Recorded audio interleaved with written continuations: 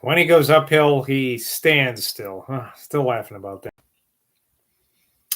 Johnson had a great aversion to gesticulating in company. He called once to a gentleman, Sir Richard Musgrave, who offended him in this point.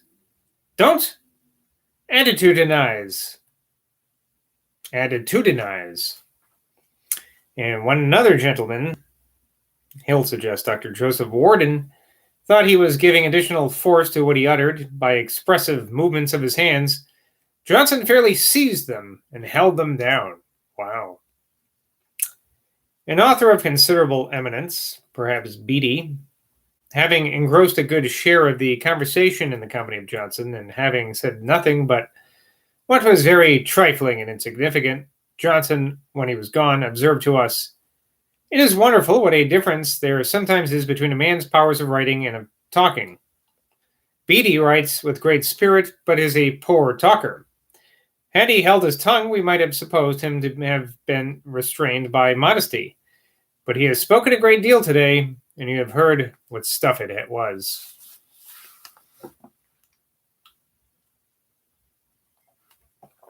And gentlemen, having said that a Conge delire, Congedelire,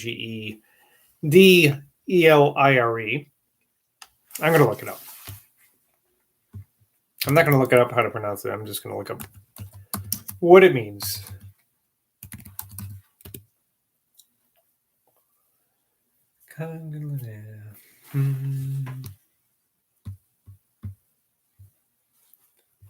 It's a license from the Crown of issue. Crown is a license from the Crown in England issued under the Great Seal to the Dean and Chapter of the Cathedral Church of a diocese, authorizing them to do something. Well, we got the idea. Anyway, a gentleman having said that a Congedelire was not perhaps the force of a command, but may be considered only as a strong recommendation. "Sir," replied Johnson, who overheard him, "it is such a recommendation as if I should throw you out of a 2 pair of stairs window and recommend you to fall soft." This has been printed in other publications, "fall to the ground," but Johnson himself gave me the true expression which he had used as above, meaning that the recommendation left as little choice in the one case as the other. Fair enough. Mr. Stevens, who passed many a social hour with Johnson during their long acquaintance, which commenced when they both lived in the Temple, has preserved a good number of particulars concerning Johnson. Most of them are to be found in the Department of Apothegms and etc. in the collection of Johnson's works. But he has been pleased to favor me with the following, which are original.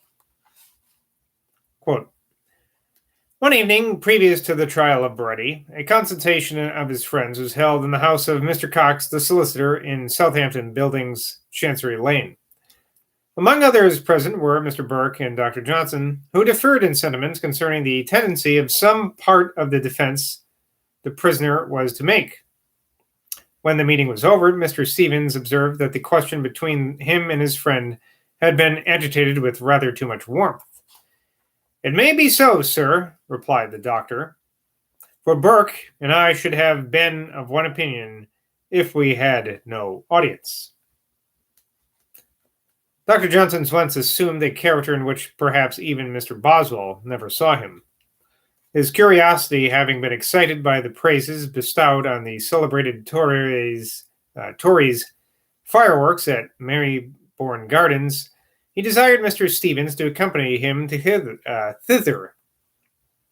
The evening had proved showery, and soon after the few people present were assembled, public notice was given that the conductors to the wheels, suns, stars, etc., were so thoroughly water-soaked that it was impossible any part of the exhibition should be made. 'This is a mere excuse,' said the doctor, 'to save their crackers for a more profitable company. Let us but hold up our sticks and threaten to break these colored lamps that surround the orchestra, and we shall soon have our wishes gratified. The core of the fireworks cannot be injured. Let the different pieces be touched in their respective centers, and they will do their offices as well as ever. Some young men who overheard him immediately began their violence he had recommended. An attempt was speedily made to fire some of the wheels, which appeared to have received the smallest damage. But to little purpose were they lighted, for most of them completely failed. The author of The Rambler, however, may be considered on this occasion as the ringleader of a successful riot, though not as a skillful pyrotechnist.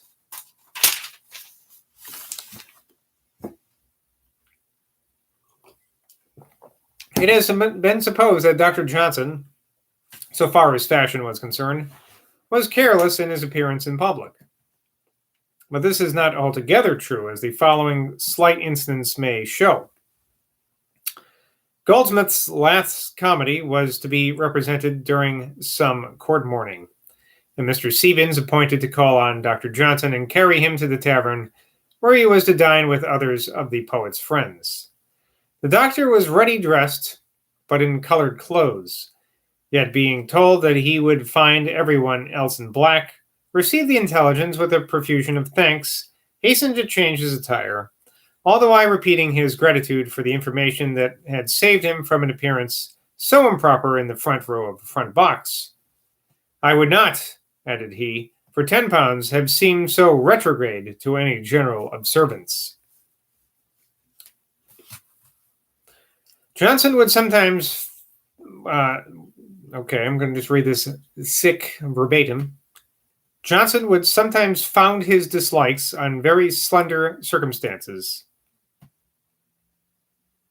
Happening one day to mention Mr. Flaxman, a dissenting minister, with some compliments to his exact memory in chronological matters, the doctor replied, "Let me hear no more of him, sir. That is the fellow who made the index to my Ramblers and set down the name of Milton thus.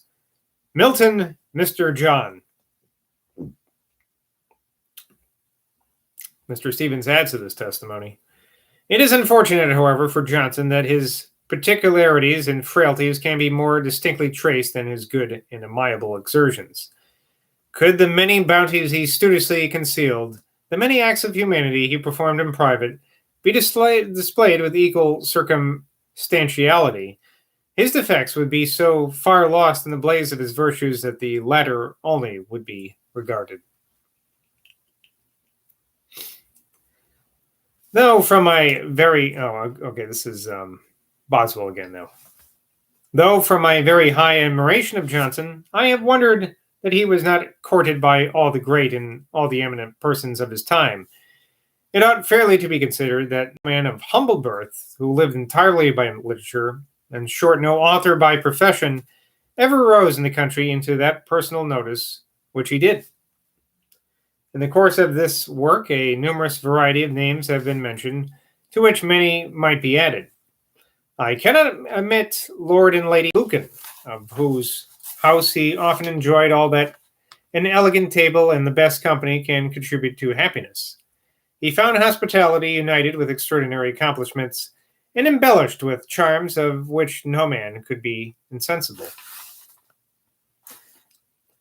On Tuesday, June 22nd, I dined with him at the Literary Club, the last time of his being in that respectable society.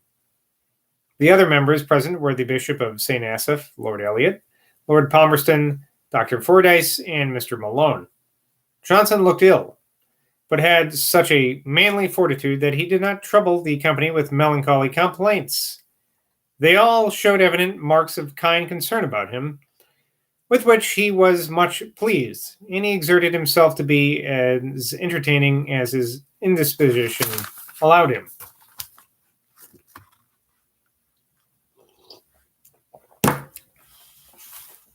The anxiety of his friends to preserve so estimable a life, as long as human means might be supposed to have influence, made them plan for him a retreat from the severity of a British winter to the mild climate of Italy. This scheme was at last brought to a serious resolution at General Paoli's, where I had often talked of it. One essential matter, however, I understood was necessary to be previously settled, which was obtaining such an addition to his income as would be sufficient to enable him to defray the expense in a manner becoming the first literary character of a great nation, and, independent of his other merits, the author of the Dictionary of the English Language.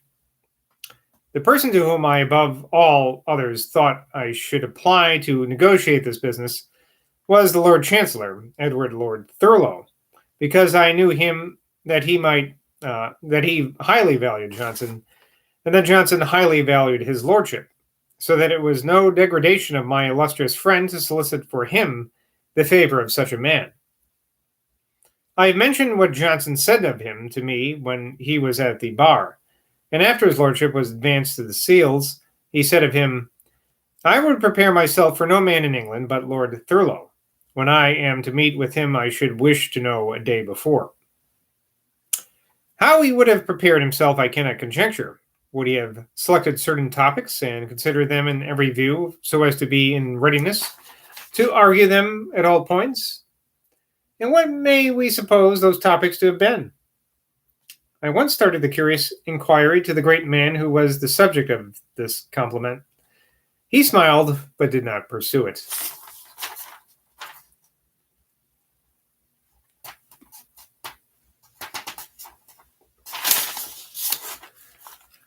I first consulted with Sir Joshua Reynolds, who perfectly coincided in opinion with me, and I therefore, though I personally was very little known to his lordship, wrote to him, stating the case and requesting his good office for Dr. Johnson.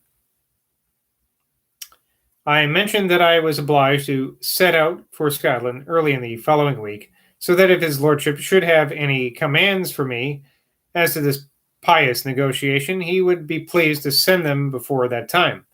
Otherwise, Sir Joshua Reynolds would give all attention to it. Footnote here that says, "It is strange that Sir Joshua Hawkins should have related that this application was made by Sir Joshua Reynolds, when he could so easily have been informed of the truth by inquiring of Sir Joshua.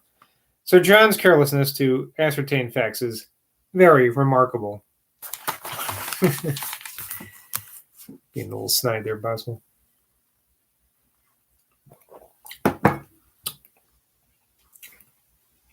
This application was made not only without any suggestion on the part of Johnson himself, but it was utterly unknown to him, nor had he the smallest suspicion of it.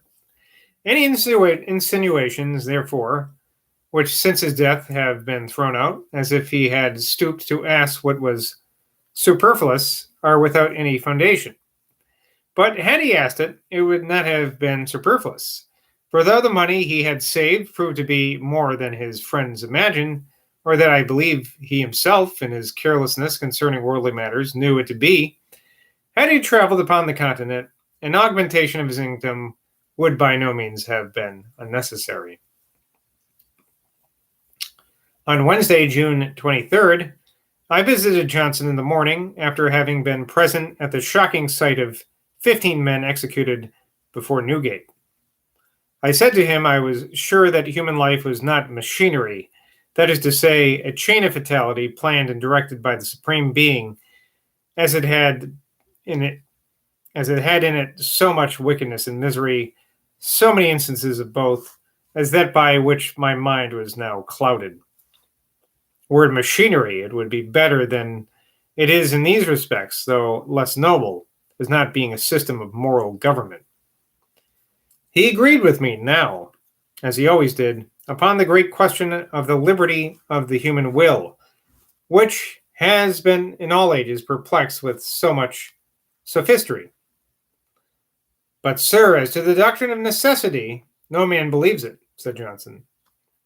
"If a man should give me arguments that I do not see, though I could not answer them, should I believe that I do not see? It will be observed," this is Boswell now, "it will be observed that Johnson at all times made the just distinction between doctrines contrary to reason and doctrines above reason." Talking of the religious discipline proper for unhappy convicts. Talking of the religious discipline proper for unhappy convicts, Johnson said, "Sir, one of our regular clergy will probably not impress their minds sufficiently. They should be attended by a Methodist preacher or a popish priest." Let me, however, observe, in justice to the Reverend Mr. Villette, who had been ordinary of Newgate for no less than 18 years, in the course of which he had attended many hundreds of wretched criminals, that his earnest and humane exhortations have been very effectual. His extraordinary diligence is highly praiseworthy and merits a distinguished reward. Footnotes here about the Methodist preacher.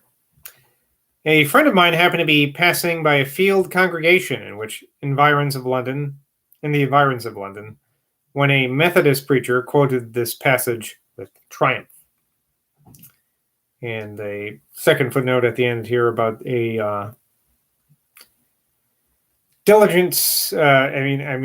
a distinguished reward for Mr. Villette. "I trust that the City of London, now happily in unison with the court, will have the justice and generosity to obtain preferment for this reverend gentleman, now a worthy old servant of that magnificent corporation." On Thursday, June 24th, I dined with Johnson at Mr. Dilly's, where were the Reverend Mr. now Dr. Knox, Master of Tunbridge School, Mr. Smith, Vicar of Southill, Dr. Beatty, Mr. Pickerton, author of various literary performances, and the Reverend Dr. Mayo. At my desire, old Mr. Sheridan was invited, as I was earnest to have Johnson and him brought together again by chance, that a reconciliation might be effected. Mr. Sheridan happened to come early, and having learned that Dr. Johnson was to be there, went away. So I found with sincere regret that my friendly intentions were hopeless. I recollect nothing that passed this day except Johnson's quickness, who, when Dr. Beatty observed as something remarkable which had happened to him, that he had chanced to see both number 1 and number 1000 of the hackney coaches, the first and the last. "Why, sir," said Johnson, "there is an equal chance for one seeing those two numbers as any other two." He was clearly right. Yet the seeing of the two extremes, each of which is in some degree more conspicuous than the rest, could not but strike one in a stronger manner than the sight of any other two numbers. Though I have neglected to preserve his conversation, it was perhaps at this interview that Dr. Knox formed the notion of it, which he has exhibited in his winter evenings. And that's it for today. Till next time, bye from Boswell.